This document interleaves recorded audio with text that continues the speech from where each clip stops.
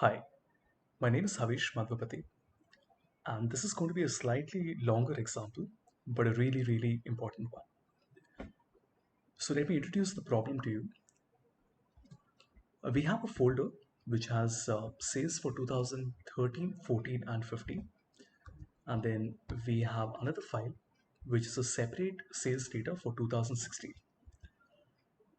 And then we have another file which is the fifth file that has the customer name and the ID mapping. So if you notice, all of the 4 year of sales data that we have for 13, 14, 15, and 16 has these columns, but it only has the customer ID, not the customer name.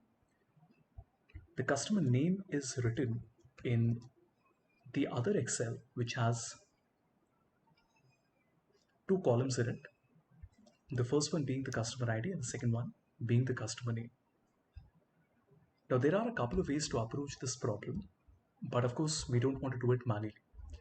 Manually would mean that we have to write a VLOOKUP on all the 4 different sales data sets one by one, and then somehow combine them together. So I'll open a blank Excel file.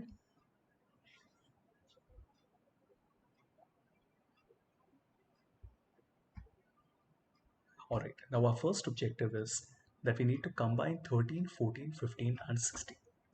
So data, then get data from file, from folder. We can just copy the path from here. In fact, this would be the 13, 15 data set. So I'll copy this path. Now we're using Power Query for this, and it tells us that there are 3 files in that folder, 13, 14, and 15. We click on Combine and Transform.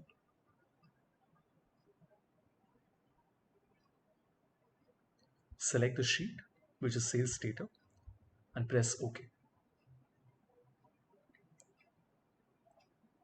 So what this does is that we get the Power Query window, and if you look at the first column, it is created a new column called source.name, and then 13, 14, and 15 can be seen here, which has been appended together.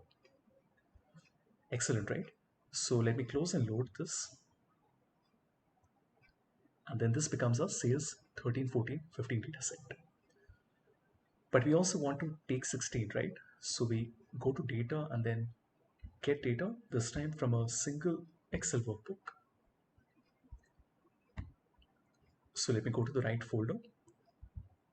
So Power BI, then multiple files, and then sales for 2016.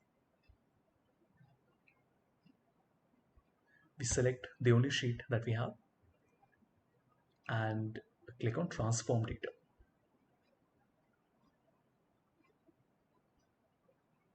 All right. Now on the left side, there are 2 queries that we have, sales 13, 15, and this is sales 2016. And we want to combine them. We want to append them. So we select 13 to 15, click on append queries, and then to the 13, 15 data set, which is my current data set, we can add sales 2016.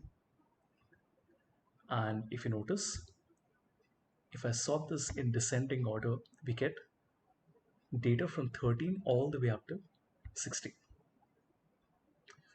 Excellent. We don't need the first column, so I can simply remove this. We also don't want the 16 data to be loaded into our Excel file because we don't need that separately. So I will simply, let me see if we have this option in Excel. Okay, so please excuse me, we don't have an option to stop the loading on Excel when we use Power Query. We can do this on Power BI. So we will let this be. We click on close and apply. And you notice that our data set is 16, which is one sheet. So I just call this 16. But more importantly, sheet number 2 has data from 13 all the way up to 2016. So let me just call this 2016. Excellent. So we have our sales data. If you notice, the sales name is already given in the table name. We can just call this sales underscore 13 underscore 16. Now we want to pick up the customer names as well. So data, get data from file, from workbook, and we can select our fifth Excel file, which has a name and ID in it. Now, like I said earlier, there are a couple of ways of approaching this problem. One would be to simply do a merge on Power Query. So let me first fix the headings. To fix this heading, we have to click on transform and then use first row as headers. So that fixes it. I'll just call this dim because it's a dimension for my customer ID and name. And then this is a fact table. So we call this fact sales 2013-2016. Now, one option would be for us to do a merge, which means that we select our 13-16 fact table, click on home and then merge queries, merge query once again. And then from our dimension, we can choose customer ID and customer ID. Press OK. And then this pulls the entire dimension table for us. But we don't want the entire table. We are only interested in the customer name. And we get a result like this. Now this works perfectly. There is no problem doing this. But I want to show you a better way. So I'm going to cancel this last two steps. Click on close and load. Now sheet number 4 is my dimension for customer ID. So we have to add these two data sets to the data model. So we go to Power Pivot and then select add to data model. So the dimension table gets added. Go back to Excel, do the same thing with the sales data set as well, add to data model.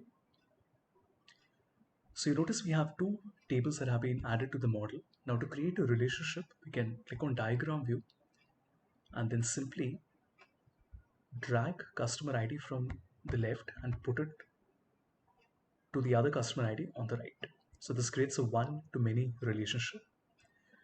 And because we want to convert this into a pivot table, we simply say pivot table and then add it on a new worksheet. And if you notice, we can now select sales data from our sales fact table. We can also choose the customer name from the dimension customer table and we still get our result. So this is very cool. We managed to somehow combine the four sales datasets 13, 14, 15 and 16, pick up the right customer names and then using a combination of Power Query and Power Pivot, pour it into a combined pivot table. So I hope you like the example. I'll see you for the next one.